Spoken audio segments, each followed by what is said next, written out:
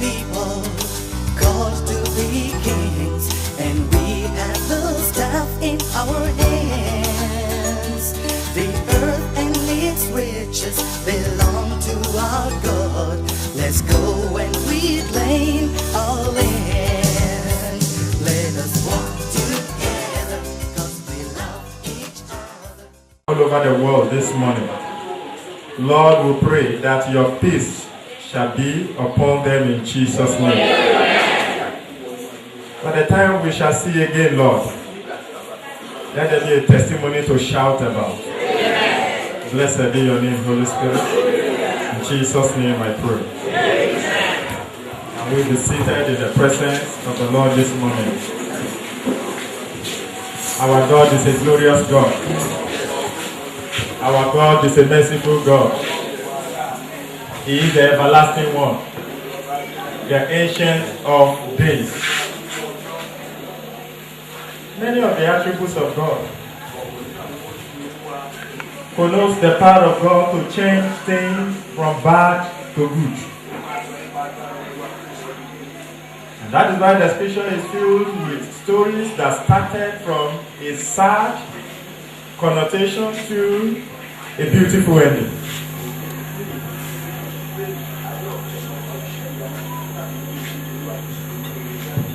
You will see some beginning on a very bad note,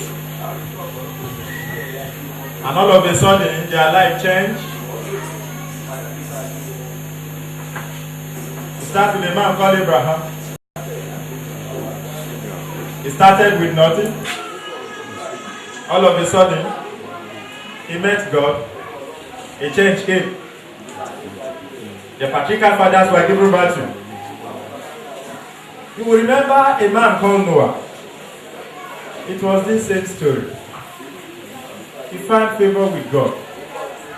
May you find favor with the Almighty this evening. The era of the judges came. People that were nobody in their generation. Not too long, the hand of turnaround was laid upon them. And their life turned around.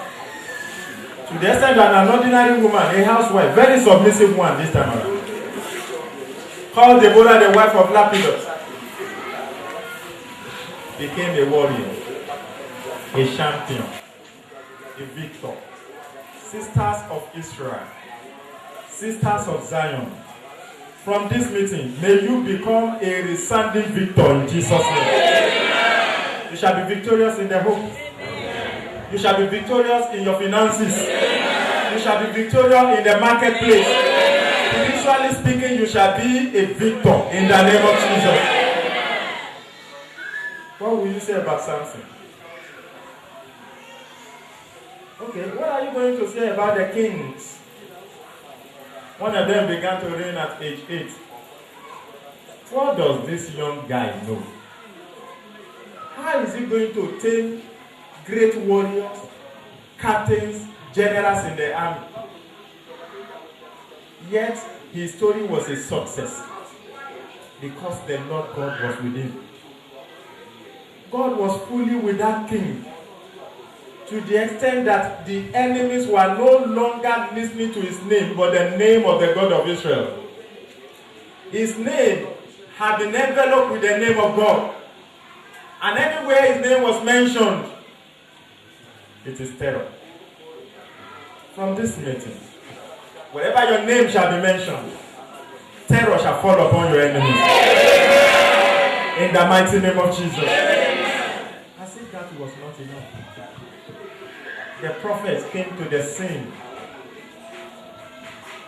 One of them was among the farmers of Tekoa. The man called Amos. Somebody that his life had been confined permanently to the bush. And the Lord picked him from the bush and sent him to a whole nation. Today, we all read and meditate upon the scripture in the book of Amos. Why? Because God's hands of turnaround rest upon Amos. prophets like Isaiah. One particular figure is Elijah the Tishbite. That man has nothing to show for it. His father was never popular in the land of Israel, to the extent that his son's name was nothing to reckon with. And the scripture only presented him simply thus, Elijah the Tishbite. That was his only accolade.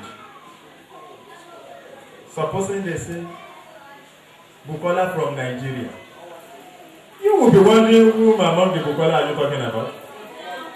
Is it Bukola male or Bukola female? Nobody knew about Elijah. But the power of turnaround from the Almighty came upon him. Perched on the inside of him. Perched on the outside of him. Restfully upon him. And it came to a point in his ministry. A man on ordinary foot ran and overtook a horse.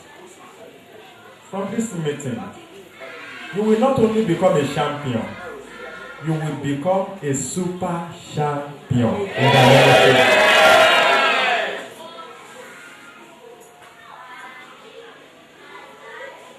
We all knew about the beginning of Prophet Samuel. But when the time came and God rested upon Samuel, Samuel became the wealthiest in his generation. To the extent that at tables, they slaughtered not one animal. Just because somebody wants to eat in the house of a pastor. And they went and killed a ram.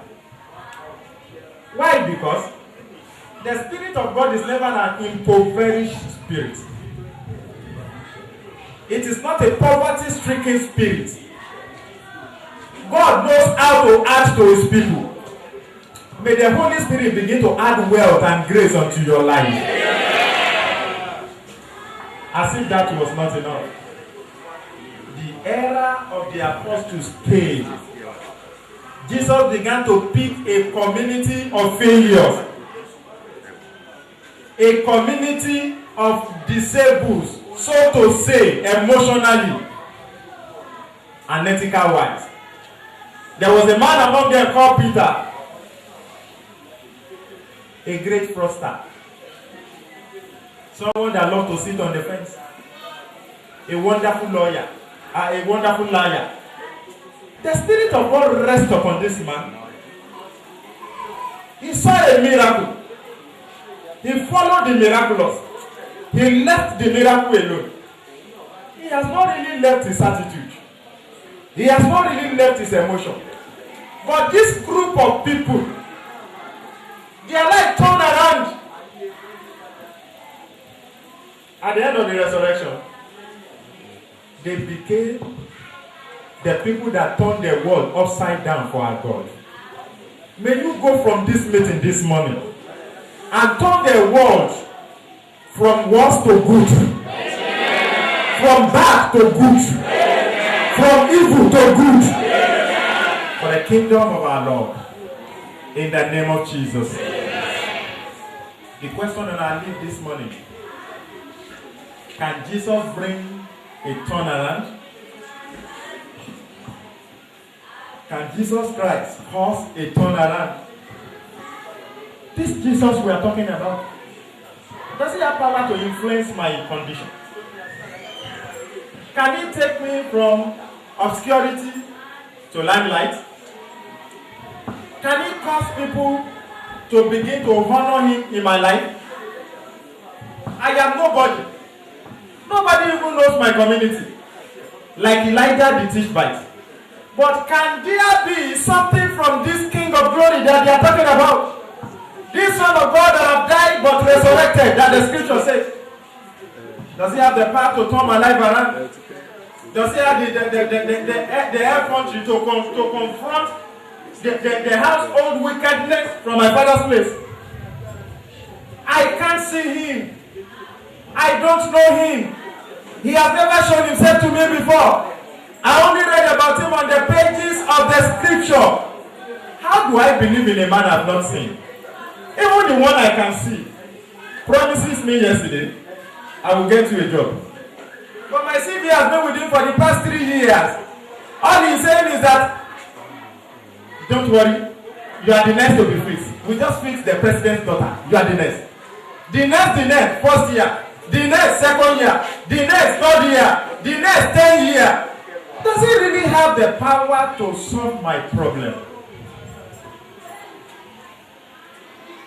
Something great is about to happen to you. People that know your story before is about to begin to write a new story about you. People that knows your color before is about to begin to see a new color. People that knows the design of your wear before is about to see a new design upon you. People that know, oh my God. I remember there was a day I was driving towards the house. I was yet to hoot the horn when my daughter rushed out and opened the gate. I said, how did you know, man? I said, I heard the sound of the vehicle. Already the sound of my vehicle has a kind of intonation that she knows. People that knows your logo before, they're about to see a new logo coming up upon your head. The Gospel of John chapter 4 speaks about the woman of Samaria. And I want you to listen to what the Holy Spirit has to say this morning. The historical antecedent of the city of Samaria is that of a mixed multitude, whereby the real Jewish talk, the kingdom of Judah, does not want to have anything to do with this northern Israeli nation. Why? Because they believe that they have been intermingled. There is a kind of cultural amalgamation. And God has said that the children of Israel should not marry from outside of their tribe. So by way of war, the city of Samaria, which happened to be the capital of the kingdom of northern Israel, has been polluted by war. King of Assyria invaded them around 722 BC and took them to a foreign land, left some weaklings, remnants in Israel, brought about 5 different nations where they went to fight and planted them in Samaria. So the people began to marry the remnants that is remaining. Instead of having a purebred, pure stock of Abraham, they are now having half caste. You know, when a Nigerian marry a British, the result you have is black, yellow, chocolate. The hair may be curly if you are so lucky. And people see the boy. They said it's an half caste. We celebrate it here. But there is something that God abhors. He hates it. God does not want it. God wants to preserve his people, a holy nation, a royal people. For himself, all of a sudden, Samaria and the city of Jerusalem became as loggerheads. Why? Because these people are mixed multitude. These other are pure breed of Abraham.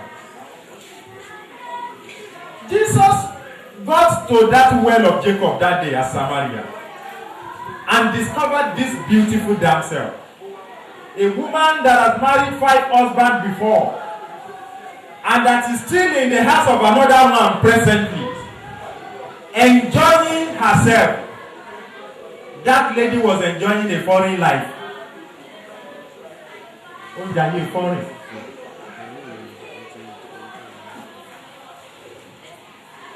Like some of you today, we want to get married to somebody in America so that you can go to America. You are enjoying foreign life.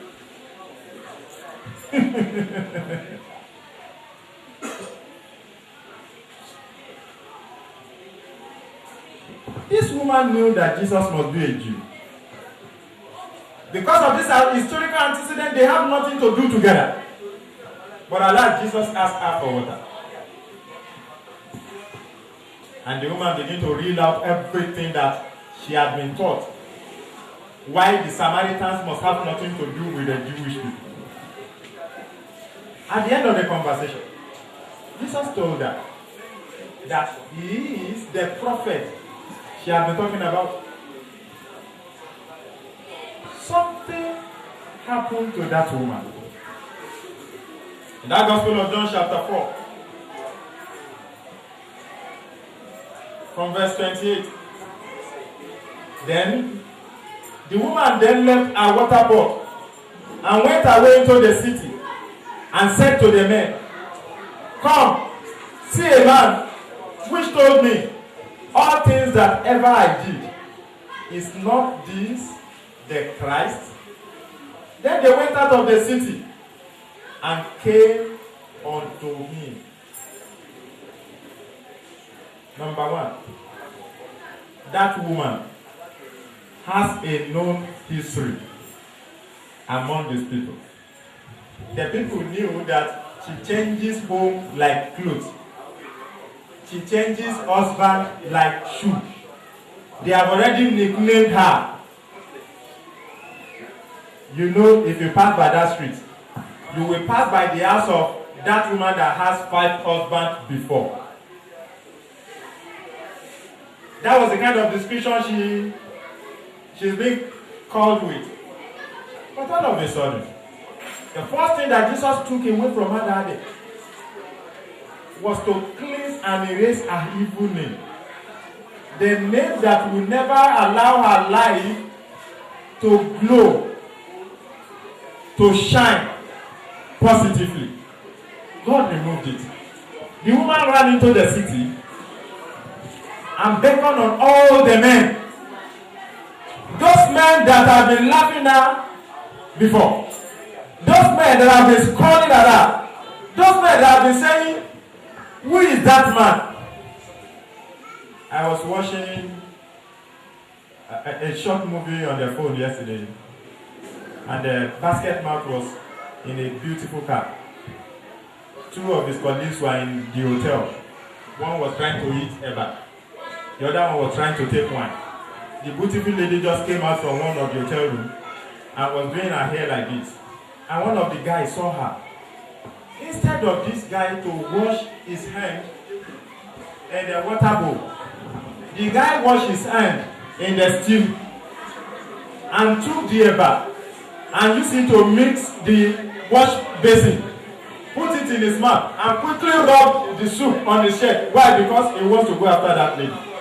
That one that was pouring wine deliberately poured the wine on the table as she was peeping on the lady. And they both stood up. They have forgotten that they are by the side of the pool of water. They were just looking at the lady going like that without watching what is in their front. That guy fell into the pool of water. The other one quickly ran to the side. That one too rushed out of the pool of water, and they rushed and they were following the girl. Brother Basketman was waiting for this beautiful dancer. But as these people were questioning, I said, "Beautiful baby," the lady looked back and spoke in vernacular. "Waiting. What are you doing now? You are not serious, so?" Basketman, I want to pick a beautiful dancer. Just look and say, "What kind of village girl is this?" And zoomed up. And the lady turned back and told that, "Okay, since this one is not working, this one will work." Those ones who just look at her and turn back.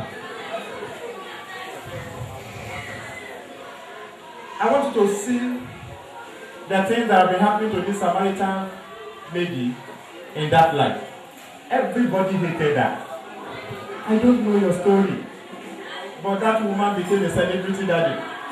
She became the first evangelist in that city.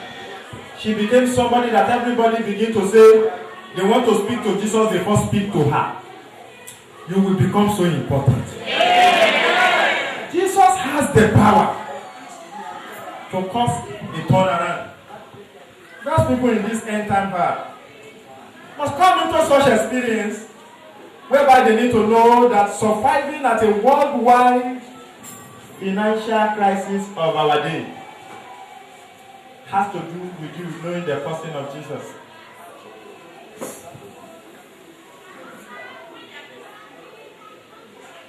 He is the all provider.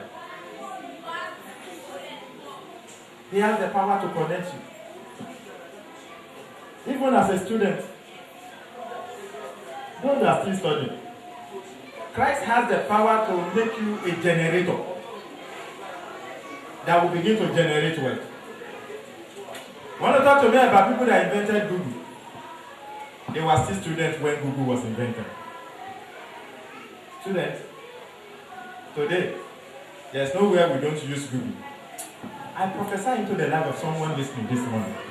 May you receive the power to make wealth in the name of Jesus.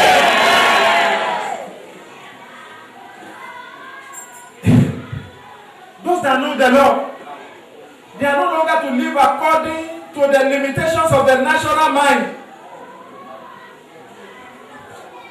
They listen to what the Lord has to say in His word.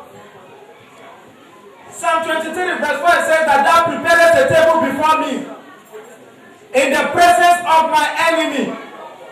That enemy may be joblessness. That enemy may even be the one that is worse than joblessness. You want to know it this morning? You are working now, but you are being 5 months salary. That is a double tragedy. How can you be working and there is no pay? Somebody is receiving the pay and is telling you, we are having crisis now. We can't pay you. But they need your service. You don't come to work, they still fire you query. That may be one of the enemy. The enemy may be that you even collect your salary but you don't know what you are doing with it. It amazes me when I get to some places and I see people, young guys, at the end of the month they say serve everybody at the club. They finish the salary. They buy pepper soup for ladies. They sit on their lap and they laugh for 5 minutes.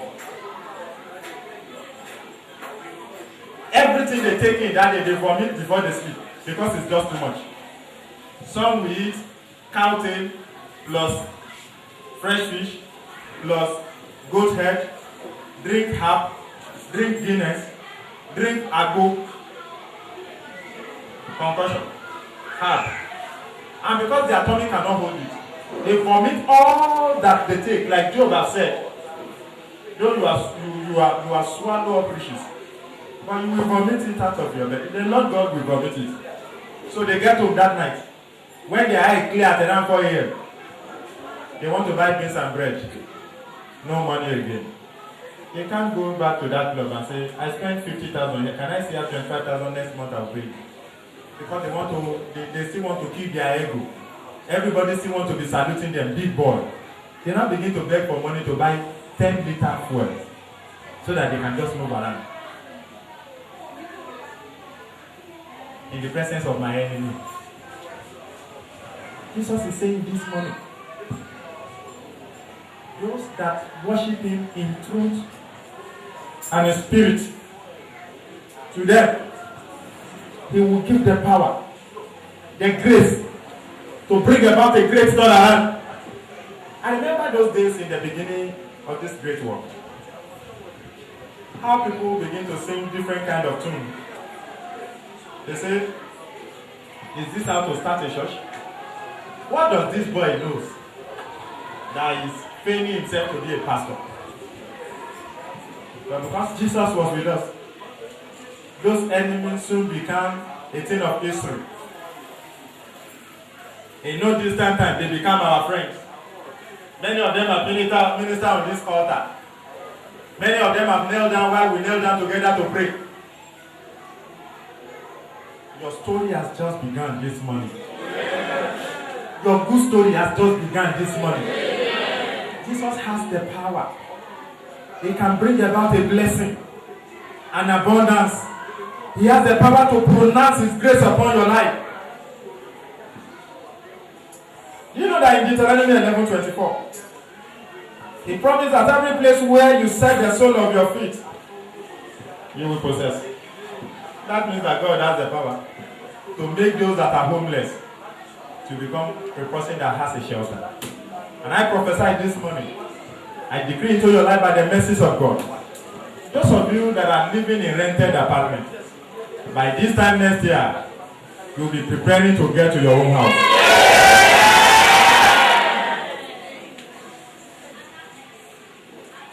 In Deuteronomy 17, from verse 13 to 14, God promised to bless and multiply them above all people.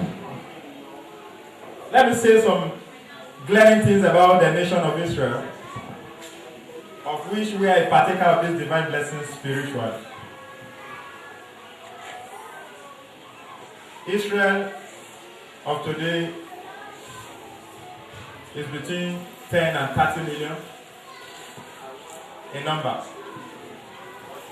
Now, when you compare that to the population of Nigeria, you will realize that it may be times 7. When you compare that to the population of America, you will discover that they are just a minute drop of water in the big ocean. But economically speaking today, Israel is leading the world. Security speaking today, Israel is at the extreme. Go and do your research and see those that are behind great economies in the world that are making things to work for them, the Jewish people. The Jewish people. How have these people become so suddenly blessed? Because of this promise of the Lord. God has promised to multiply and to make them to be exceedingly great. May you become great. Amen. May your life receive a new touch. Amen. How do I know this Jesus? Simple. By giving your life over to Him. By confessing Him as your Lord and Savior. By living a life that is righteous and holy. By living a life that is void of sin. You don't embrace sin and embrace Jesus together. You cannot serve God and Mammon. That is how to know Jesus. He will give you His Holy Spirit. He will give you a new name. And you will see your life will become a new story. May that be your portion this morning. I have known Jesus Christ. But my life is yet to show it. Beautiful. One of the greatest questions that God will want to answer this morning. The reason, check your life very well. You may know Jesus and not really be taking your step according to His precept. David was bringing the ark to the city of David. He knows the Lord. But because there was a kind of attack that makes somebody to die, a breach happened. Though David knew the Lord, he determined in his heart, I think this God is now hard on us. And he pushed God to the house of one Obed-Edom there. In about 3 months, the life of that man turned around. David now thought to himself, okay, God that has been brutal is now kind. I will bring him, but I think on a more higher sacrifice level.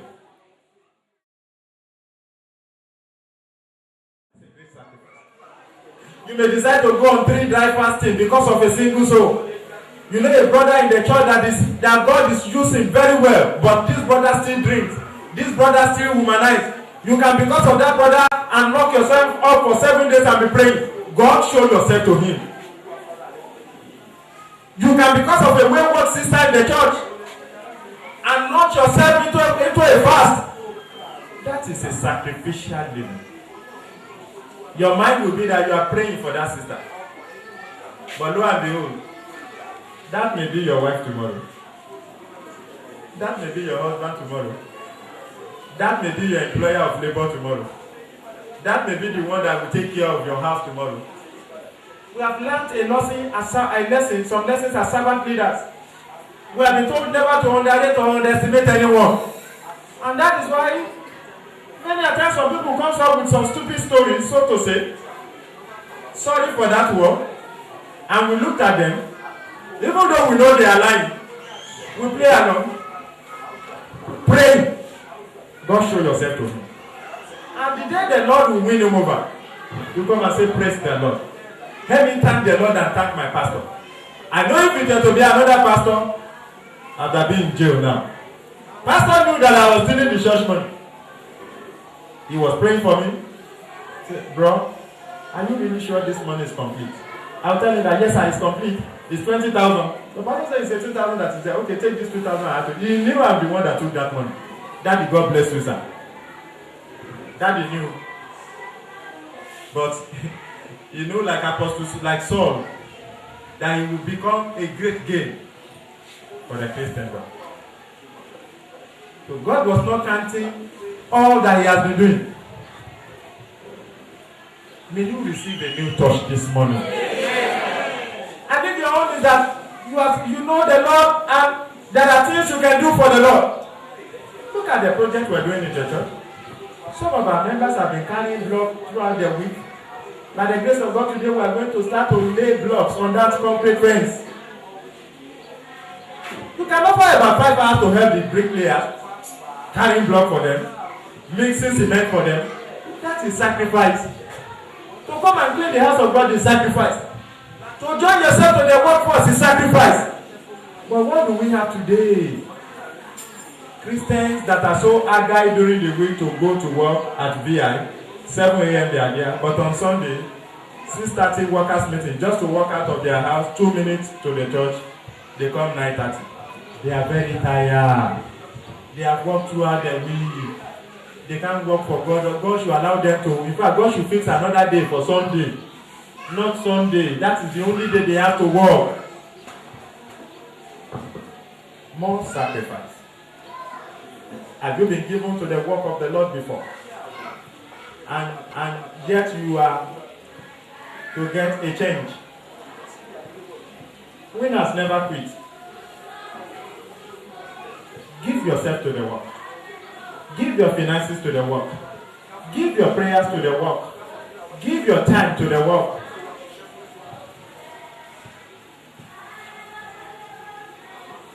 If Jesus can turn the story of this Samaritan woman around, he can also turn your story around. Rise up on your feet this day. I want you to take these 2 prayer points. And I want you to take it like you mean it. Meanwhile, you meant this prayer. Father, let the satellite of heaven be pointed at me this morning. Let there be a favor that will turn my life around spiritually and financially. Go ahead and speak to God in the name of Jesus. China, you are in UAE, wherever you may be, in Singapore, in Malaysia this morning, in any of the African nations, I decree that the name and the power of the Lord Jesus Christ will bring about a turnaround in your life. Your business will experience a new boom. Your marriage will experience a new boom. That barrenness is gone in the name of Jesus. That sickness is gone in the name of Jesus. May you know the Lord and the power of his resurrection. Lord, we pray concerning this house, that you will build this house, and that the gate of hell will not prevail. Let destinies be built. Let life be turned around. Let there be a great change unto the glory of your Son, Jesus Christ. Like you turn around the life of this Samaritan woman, turn the life of your precious people around in Jesus' name. In Jesus' mighty name we are praying. Can you put your hands together for the Lord this morning? As you see.